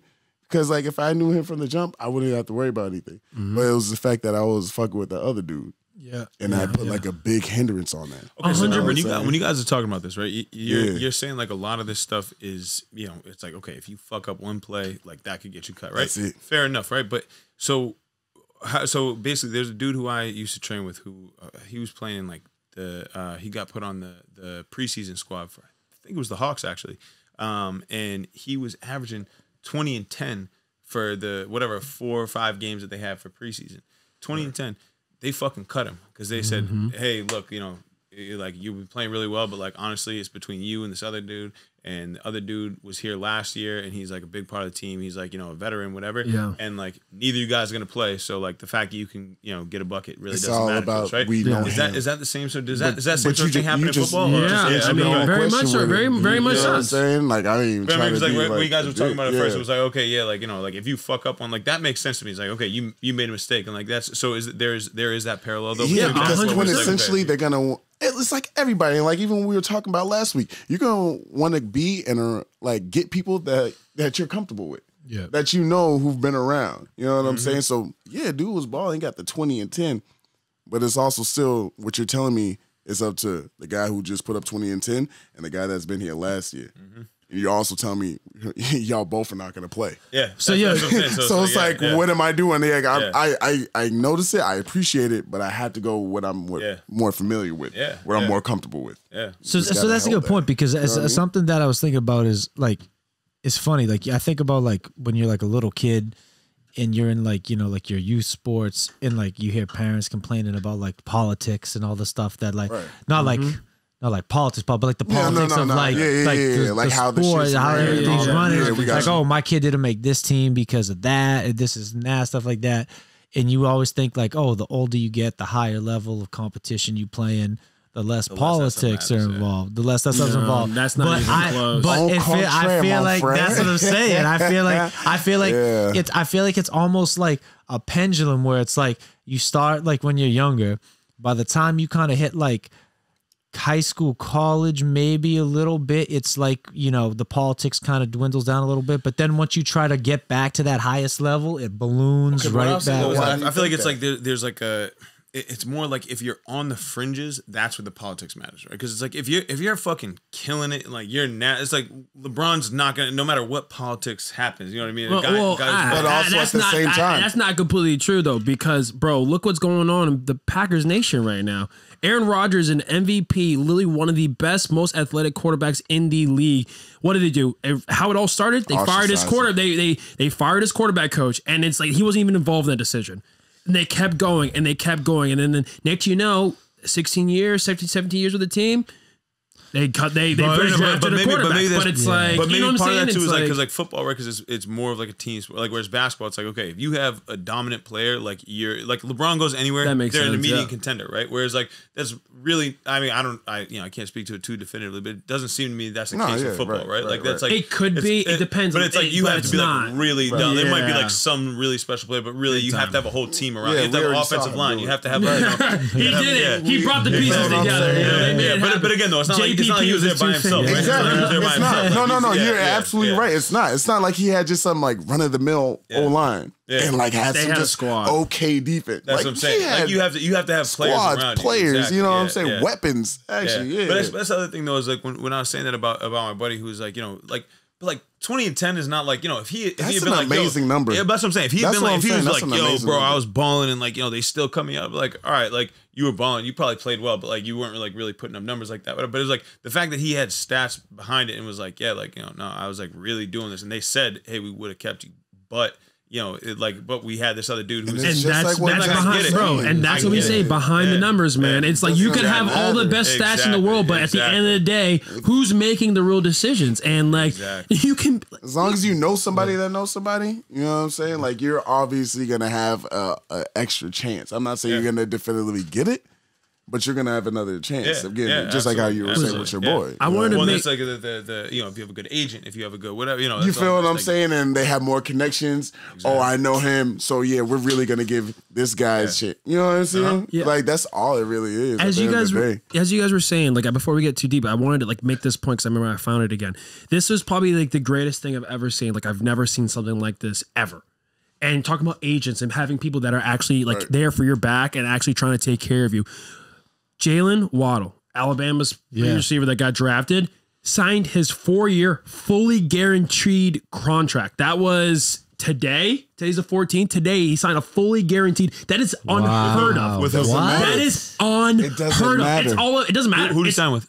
He was with the Dolphins. Okay. But the thing is, it's fully guaranteed. I don't know how many people, especially for football. That is do that as a rookie. Unheard of. And he has Was this all his agent? I think all on his agent, it has bro. to be an agent. Look at who his agent is. If you I gotta look it up. Because why you look at that? It doesn't even matter because like think about it, bro. Right? It's not like basketball. You could have like a injury. It could be a significant injury, but you could always still come back. Paul from George, yeah. Football, you have that shit. It's a wrap. Yeah. You know what I'm saying? So you're saying this is fully guaranteed where even if he fully gets guaranteed. Doesn't matter. He signed that shit, bro. Dotted the fucking I. He tears his ACL tomorrow, he gets all 6 He's getting all that money for 4 years. That's crazy. Wow. And they could, they could do on some petty shit. They could wait till like the actual last day of the 4 years to give him all that money. But at the end of the day, they still have to give him 46 mil or whatever so you're saying they don't have to give him like a weekly regular paycheck? They could be like, we're going to withhold your pay for 4 years. There's technicalities within the contract, depending on how they're. I mean, it's all laid out in their contract, which we obviously don't know about. But it's just one of those things where, depending on what they do and how they do it. Depending on it's depending on like what they do and how they do it, but I have never seen, and there are a lot of veteran people, like honestly, like Aaron Rodgers, those guys, they don't have full guaranteed contracts. They got incentives, they have other things, but for a rookie to come into the league with a fully guaranteed contract, all of his money set, is unheard of. I think that's the best thing I've ever heard. Can I ask you something? Yeah. Are we? I 100% see your point that this guy must have one hell of an agent. 2 questions. I don't know what the details of the contract was like. Did they get him at like a big discount compared to like what they would be re-signing him at? He's a first rounder, so he's a multimillionaire immediately. No, I get that, but I'm saying like the 4 year deal. Mm-hmm. Like they're 4 year, like basically like let's just say he lights it up after 2 years on his, like under a rookie deal.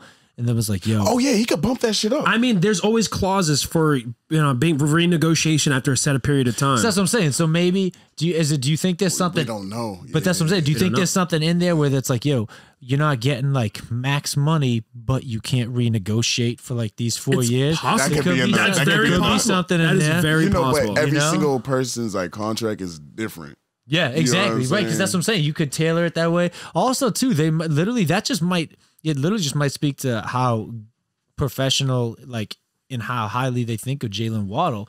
Like, it literally just might be them saying, like, hey, like, and again, this is probably a less likely scenario, but it could literally just be a case where they're like, look, Jalen, since day one we got him, like, this, we could tell this dude is going to be a star. He's first one in, last one out of the gym. He's already, like, a stud. He's lighting it up. Like, this kid's going to be a star. Like, let's lock him up now. But it's even more to like what I'm thinking of what I've been seeing the past few years now. You know what I'm saying? Ever since like everyone's getting more vocal, you know what I'm saying, about like how they feel and all that stuff. Compared to like the NBA.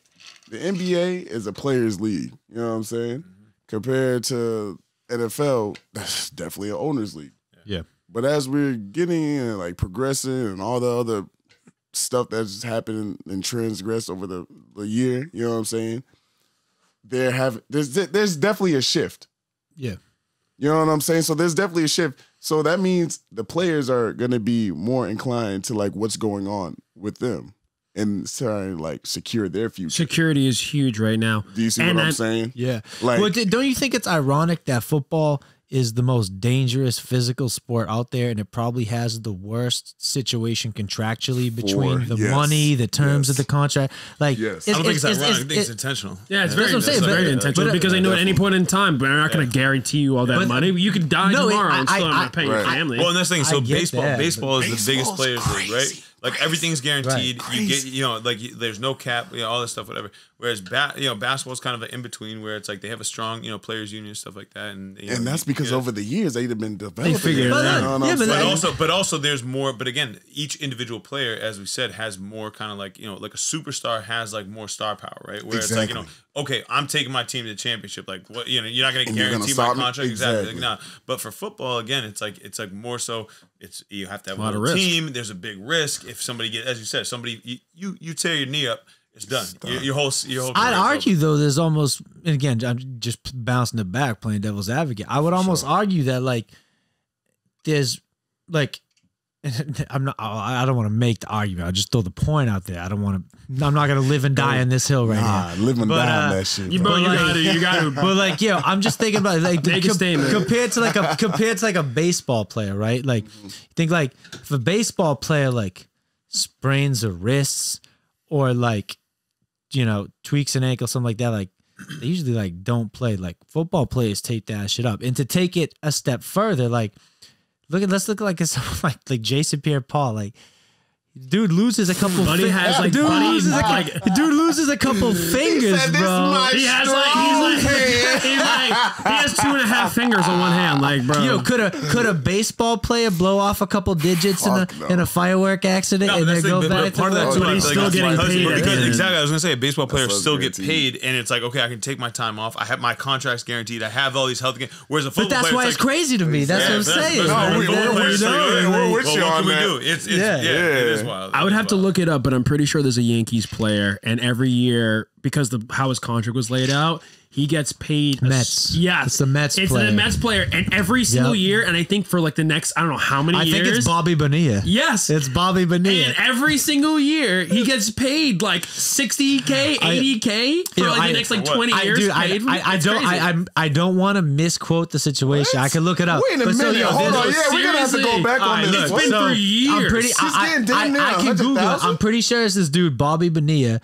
And the way he signed his contract with the Mets, this dude hasn't played with the Mets since like the late 90s, some shit like that. But he still gets paid every year from the Mets until like. Who was his agent? Or was he his own agent, wait, bro? Hold on. I'm looking it up on ESPN right now. What? And so what happens is, literally, because Bobby Nia, he structured his contract out in such a brilliant way. And it's over a set period of time. And so what happens is from 2011 till 2035, they literally made a day. They say July 1st is a day. That's fucking stupid. Bro, listen, let me hear it out. Because it's guaranteed.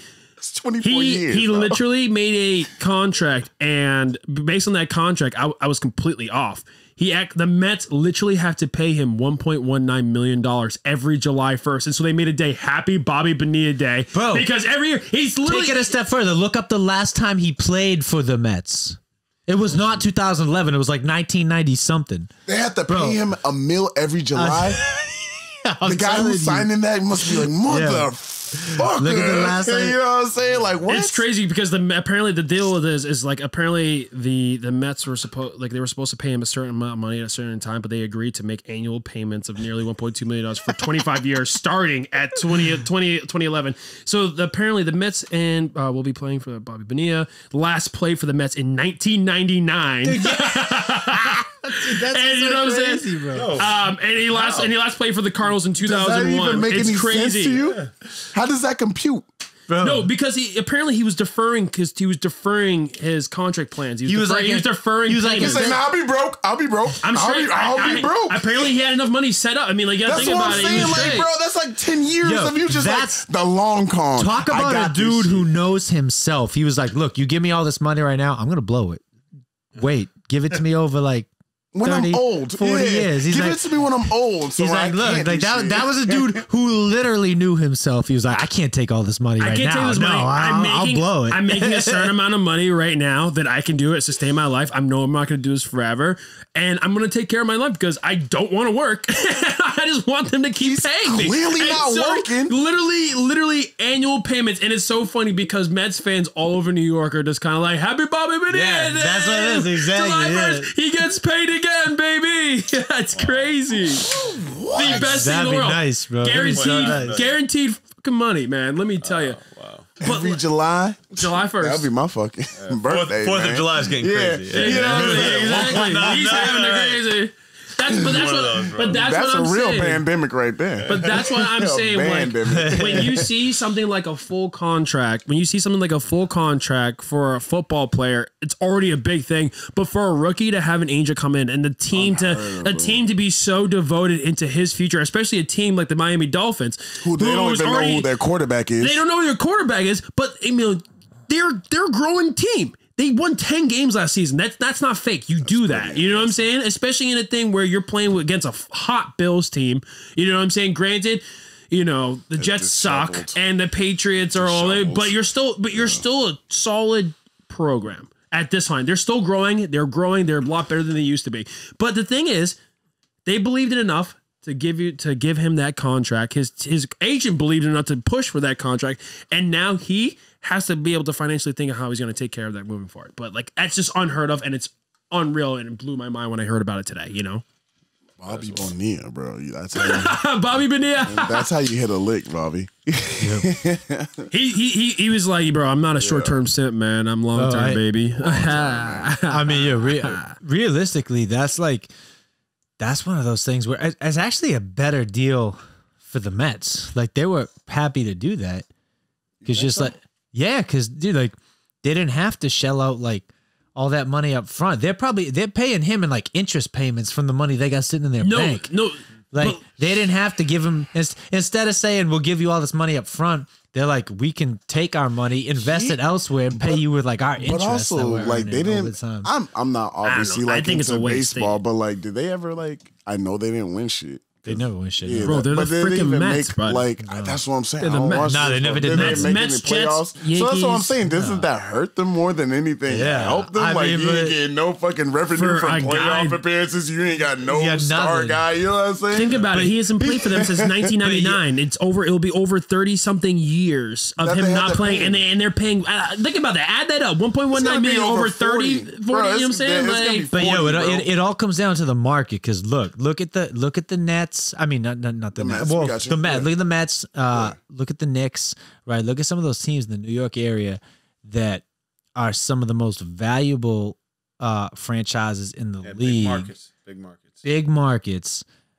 But when's the last fucking time they've done anything? But it just comes. The Knicks are still like the third. I think they might even be the first most valuable franchise. You saw that, right? so the Yankees are number one, bro. No. It's just NBA just NBA? franchises. Oh, okay. I think it goes Lakers, Knicks, or Knicks, Lakers, and then it's like Chicago, Boston. Lakers are Boston's all like the way number back. 4, I The think. Lakers are back. Lakers are back. The Knicks are still more valuable. I saw So that. the Knicks stat are either that you're one or talking two. about. Knicks are either one or two, They, right? They are. Yeah. So that's what I'm saying. So saw that when's the stat last the other time the day. Knicks have done fucking anything, and they're still like the most valuable And that's why I franchise see in the league? Jesus came out, bro. Literally last night when they became the 4th seed and get home court advantage. Literally, and Literally that's last when they night. put that shit out. Like, I was looking at, I know all the shit that you were looking at because that's exactly what I saw. Exactly, The there you Lakers go. are like way back there, but the Knicks are still the front runners, even though they haven't won a One goddamn dick. thing. And then meanwhile, You know what I mean? Lakers Just won the last market. year and they It's all dropped. markets. They dropped. And how does that fucking compute? And I that's peeped what I'm that shit. saying, That's bro. what I'm It's saying. like- Like, I'm looking at these numbers. I'm like, I know it probably makes sense if you actually like analytically look at this shit. But from right now, just So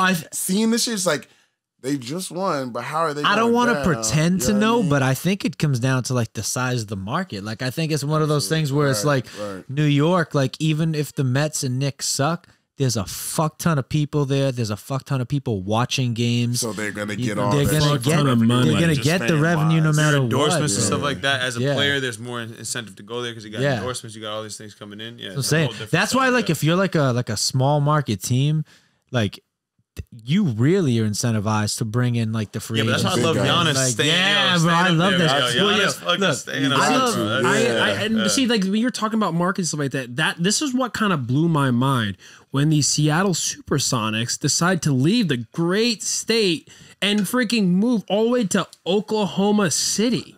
Like, you know what I'm Oklahoma saying? City has some of the best fans now too. I mean, It's not yeah, Seattle but like, time. think about it. Yeah. If you think about it, I mean, we You're know actually we in a know what big we know area. now, Yeah. right? We know what we know now. Going- yeah, exactly. I'm Going talking into it, about yeah, you back trust it. then, Yeah. the big, Seattle. People yeah, love that's a Seattle, weird and move. they Yeah, went popping. and they moved the entire team to Oklahoma City. Like, obviously they expect to have more fans, but like, who plans for this? Like, who thinks that they can literally get a bigger fan base you at know that they point? in time? hire people like for that shit specifically, I get it, but know, like me internally, I would never make that move just off because top, it wouldn't just be make my like, sense. Yeah, it 'cause wouldn't like, make sense. we're gonna go from a booming, weirdo city to Hey, all I'm saying is flat-playing something. metropolis. You know Something what I'm had to make sense. Something made had sense. to Something make sense. and Made sense honestly, enough for them to do it. I mean, financially, it And then made they got who sense they somewhere. get? This guy named Kevin and Russell and James.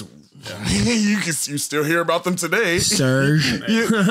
Oh man, Serge, that was my guy, bro. See, Yeah, Ibaka? wasn't it crazy to think at one point Serge, Durant, Westbrook, Harden Superstars. were all on the court at one team, Superstars, and they bro. didn't win shit. Because they were just They they were shit. kids out. That's Bro, the suckiest because- part, because they were just kids. That's the And suckiest because part Golden about State it. was just so hot that time. Yeah, too. but they were. But yeah, honestly, that's kind of one of the reasons why I actually feel for the Thunder is because, like, when you look at once the Thunder came into the league, right, as far as what you could ask and expect for, like, from a new organization, they did everything perfectly. Surpassed. They hit on all of their fucking drafts. They went back to back. Marketing. They would do the marketing. They built one of the most loyal fan bases. Yes, they went the back to fans. back to back. They went like 3-4 drafts in a row, adding Westbrook, Harden, Ibaka. I think they they had got Cephalosha, Steven Adams. Yeah. Steven Adams. Steven Oh wow, Adams. he was a great asset to that Bro, team as a I big and- man. remember. And then that's when they got Ken Perkins. They right? traded. They got Kendrick Perkins. They Yeah, brought him so down, they kept and it going was with that shit, literally bro. just like an issue where it was like they did everything right. They deserved to win.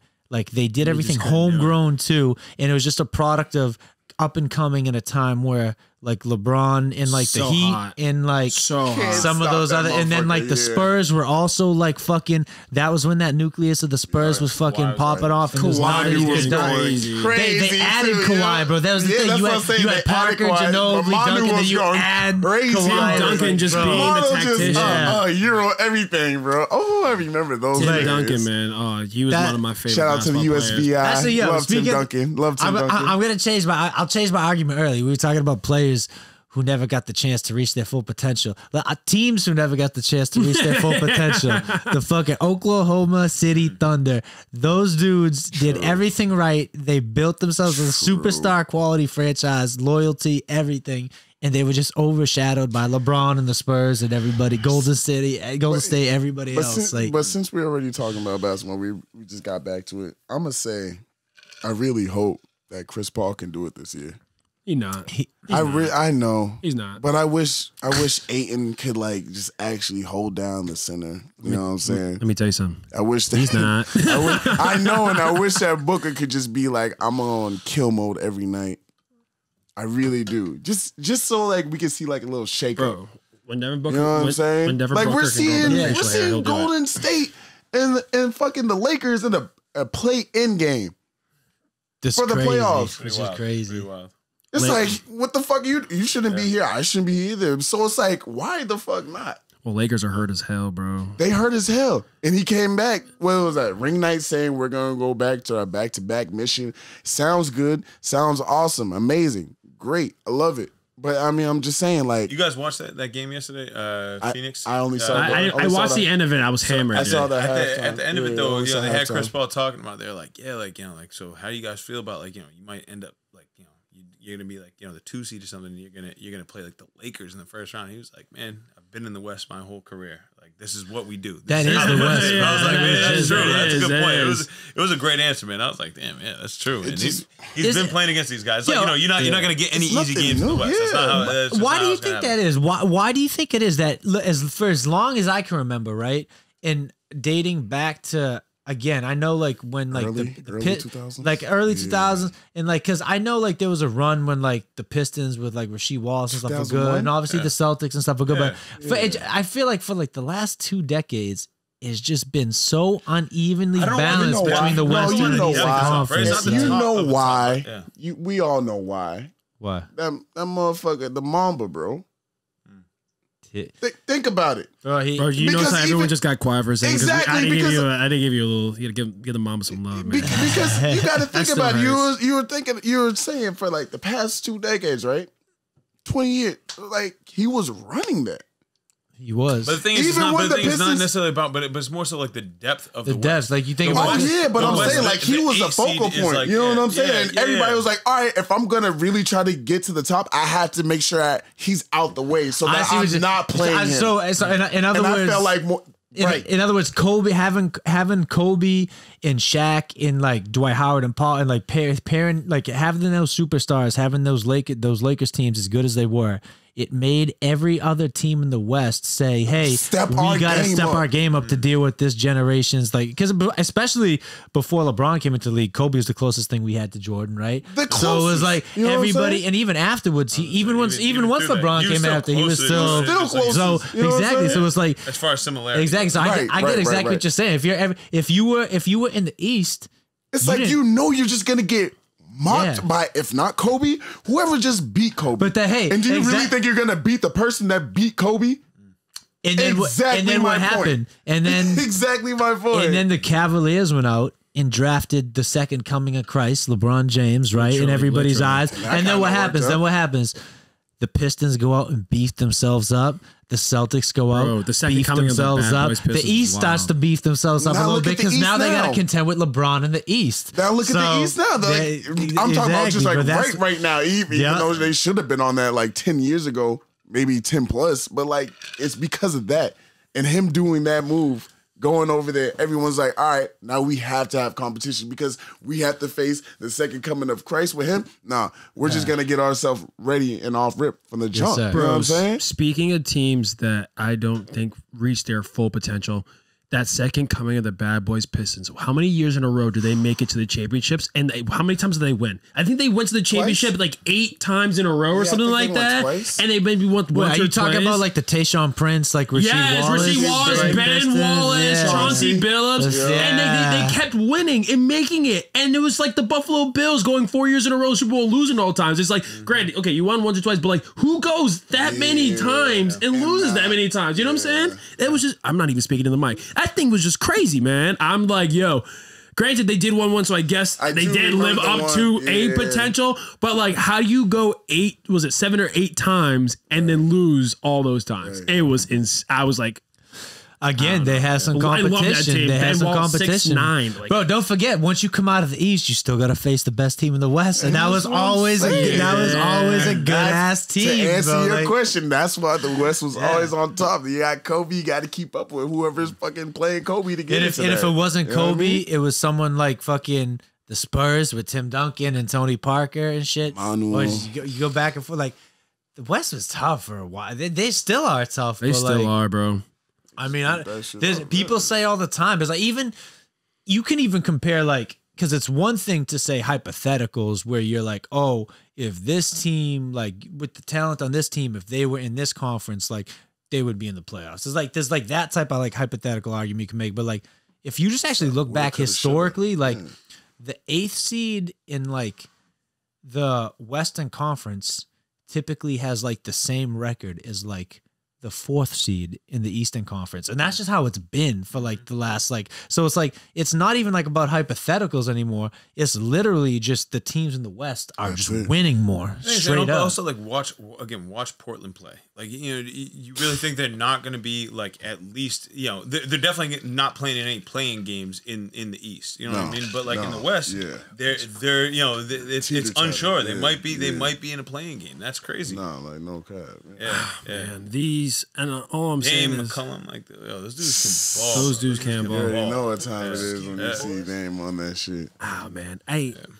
don't know. I think this playoffs is going to be interesting because the best 2 teams, the Nets and the Lakers, they're both hurt, right? Kyrie and KD and those guys, you know, they're looking good, but they're just not looking right completely. So it's funny. And then the Lakers, LeBron has a high ankle sprain. Something happened to his ankle, and it's not the same. And like he was complaining about, you know what I'm saying? And it's just like it's constantly getting retweaked. And then when's he back? Huh? When's he back? I forget. What is it? But people think he's gonna be back for the playoffs. That's what people think. Yeah. But like, if I'm LeBron like after this thing, I probably would just say, wait till the playing game, bro. Like, if we can get past them, then I'll go to the second round. But after that, I ain't playing this play. But KD's been out for not KD. AD has been out for some time, and he came back. Yeah, but he did. But Buddy is hurting through that. For the playing game. So you know what I'm saying? He's having bad stuff. You know what I'm saying? It's not playoff hurt. He's hurting early. And so it's just like longevity wise. At least the game I watched was against the Knicks, and I feel like he's playing against Julius Randle. He's playing against Julius Randle's a beast, bro. And I don't mean just like, I mean now skill wise too, but like he's really elevated. He's a strong ass dude. Like that's a tough guy to play against for anybody. Like he's a tough guy. Yeah, exactly. Julius, you know that's a strong motherfucker. You ain't even gotta see him. Julius, I've honestly never heard of a dude named Julius not be swole as hell. I gotta say, have you? Nope. You gonna fuck with Julius? Nope. I'm good. Everybody hates Chris. That dad Julius was Terry Crews, man. Hey, that's a strong man right there. He's strong. RONG. He's strong, man. He's strong as fuck. But go back to your point. Yeah. No, I'm just saying, like he had to, you know, like so I couldn't tell if that was why. You know, I mean, obviously, if you're coming back off an injury or whatever, you're gonna look a little bit like weaker or something. Not you know, whatever, weaker. You're not like that, but fully it's like yourself. Exactly. You're not fully back in shape. You're not whatever. And it's like, and on top of that, you got to play against somebody who's like super physical, really athletic, like really gonna be like, you know, putting the pressure on you to like see him playing defense stuff. It's like, you know, it's gonna take a lot out of you, man. Like so, it's hard to tell whether that's who's like this? AD. Whether or not, you know, him coming back was more or less, you know, the way he was playing was more or less indicative of like him kind of just like recovering from an injury or him playing against a really tough other, you know, power forward. And back to the point, it's just like, bro, both of these guys, literally the 2 of the best guys in the league right now, are having this reoccurring injuries. It's not like we did something, we healed it, and we're back. They have things that are nagging and continuous. And when you're talking about playoffs, when people actually start to play, you know what I'm saying? Because it's, you know how it is. No one plays defense in the regular season. Everyone wants to start playing defense in the postseason. And now you're playing defense wins championship. But play defense for 80 games. That's just fucking can't do that shit. That's why we got low management on that. But that's what I'm saying, because now the real playing starts, and these guys are just not sustainable from a body standpoint. And at this point, you got to start thinking, do you really think that putting these guys through these several rounds, being this hurt, is going to be worth the team? I don't think so. But you have to. But at the same time, that's why it's called a playing game. You have to beat that team that you're trying to play in against. Yeah. So at the same time, like, I know you want to rest them, but is there a certain time and place or mindset that you're in? And you're like, damn, bro, I have to. At put LeBron's age, I think now he needs to rest, bro.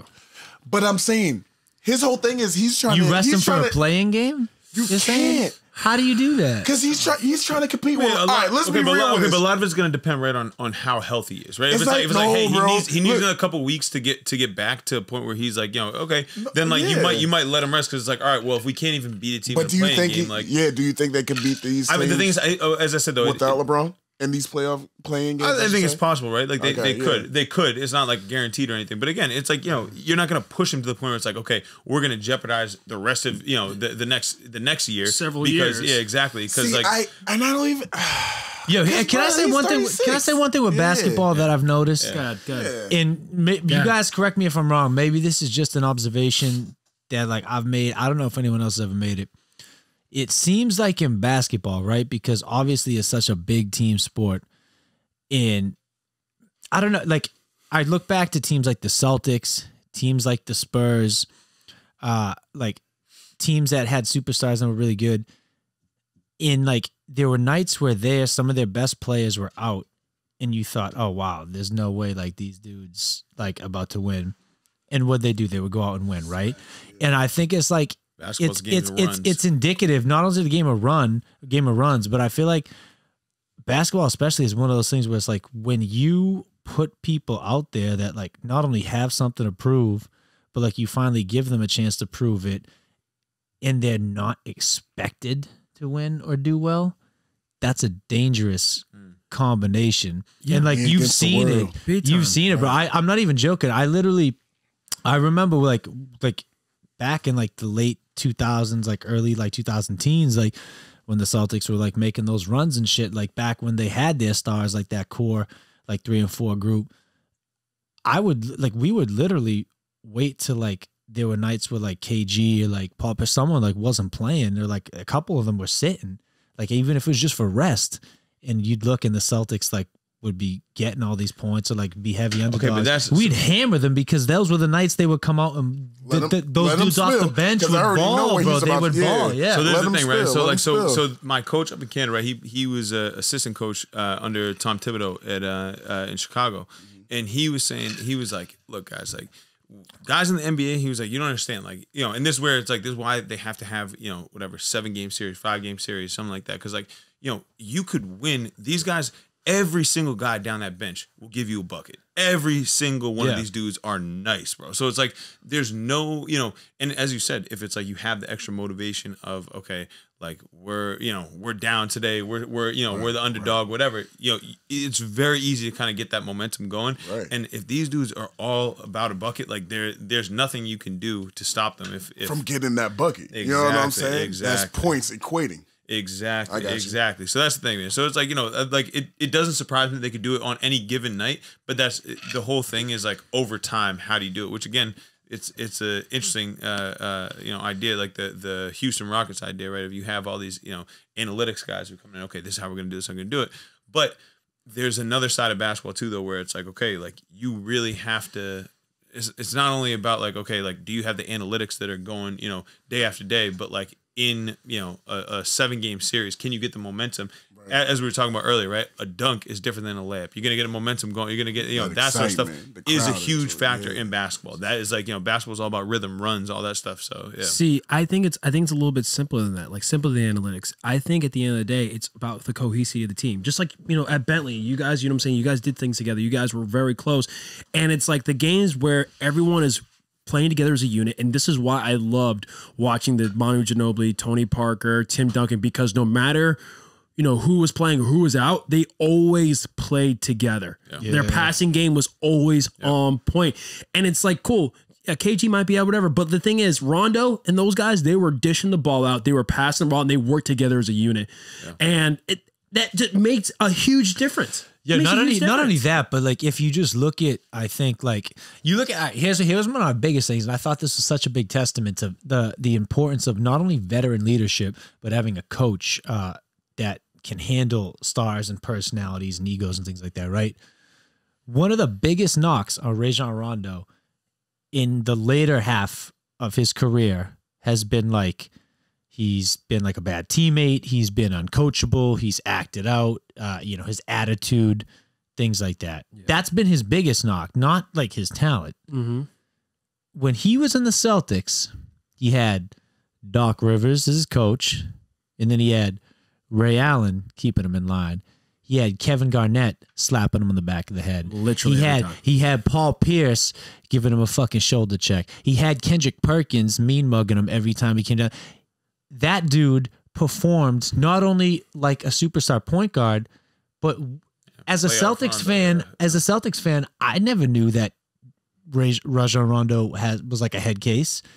No one ever, like, until he left the Celtics, until he didn't have that veteran leadership around him to keep him in check. But that's the thing. That's like a lot of these guys on the Patriots, right? Where it's like, you know, when you bring all these guys in, you know, Randy Moss, like dudes like that who are like, you know, they might have some you know, on other teams they might have some like disciplinary issues or something, but like you put him somewhere and you have Tom Brady who's coming in and it's like, okay, this guy's arguably the best quarterback of all time, and he's like giving all his attention to Belichick. He's paying attention to all this stuff going on, whatever. It's like you're gonna respect it more. You're gonna be much more open to the idea, like, okay, maybe I have something to learn. Maybe I have something to be, you know, more open to it. Whatever. So, I mean, to that point, you know, really the only reason why Antonio Brown has been in line is because of Brady.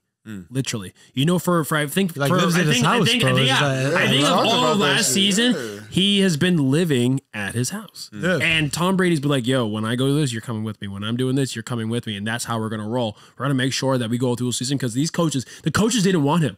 The coaches did not want him. Tom Brady said, I want Gronk, I want Antonio Brown, and he asked for a couple other guys, and that was it.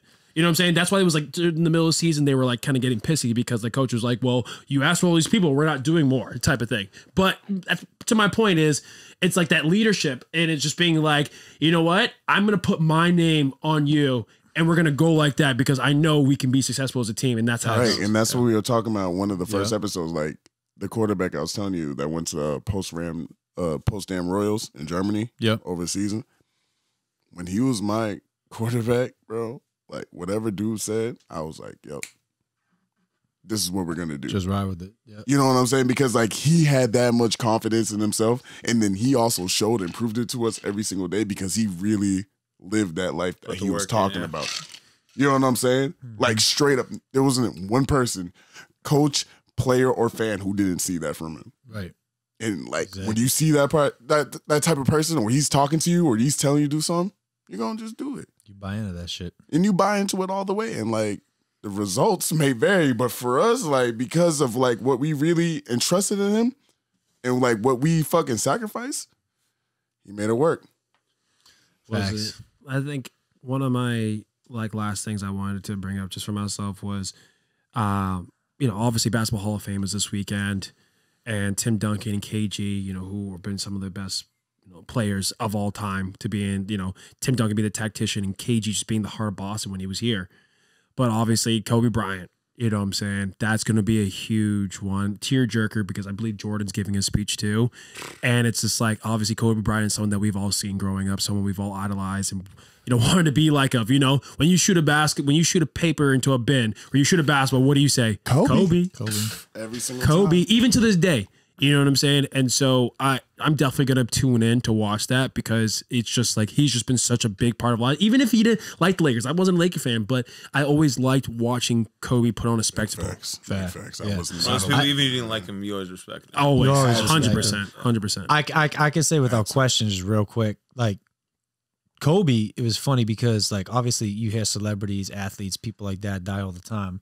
You just kind of brush it off. Kobe was the first like celebrity that when I heard that they died, I actually like stopped in my tracks. I was like, wow. And it hit me. It felt like I lost somebody. And it was like, I was like, it never felt like that with like any other like celebrity, actor, musician, athlete, nothing like that. But it was different, bro. Cause he was just like, first off, obviously it was tragic, but he was just like so generational, like such an icon. Like he was just the best. He was like the ultimate professional. Like that Mamba mentality is like a legit thing. I'm so glad we see like people like Giannis like carrying that torch on. Like Jason Tatum. Tatum. One of the things I always loved about Giannis, not only the fact that like he stayed with the Bucks, but I remember there was like a couple years ago, LeBron asked him to come work out and train in the summer, and he declined because he was like, yo, we're not friends. Like you're my competition, and like. That's so wild. That was real as fuck. That was real as fuck. And that was one of the things where I was just like, that's Mamba mentality right there. Like at his finest. I'm not gonna give you my secrets. I'm not gonna let you see me in my basic element type thing. You see me on the court when you're supposed to see me. Exactly. And it's oh my God. But anyway, appreciate everybody tuning in. We're coming up on almost 2 hours now. It's a long one. We got into it here in the trenches, but that's what we do. We kind of talk about anything and everything. Thank you guys for tuning in. Thanks, Dan O'Keefe. Thank you to Dan O'Keefe for coming in, hanging out with us, shooting Big Dan. Appreciate you guys having me. Yes, sir. You guys having me in the trench. But as always, I'm Justin. This is Gordon and Steve, and appreciate you guys checking out the trenches. Brought to you by Hedge Better. Check in with us on social media. Check in with us next week. Keep bringing you more stuff. Keep bringing you content. Check out the other shows we got, and we promise we got some good stuff coming up. So we'll see you guys then. Love you guys.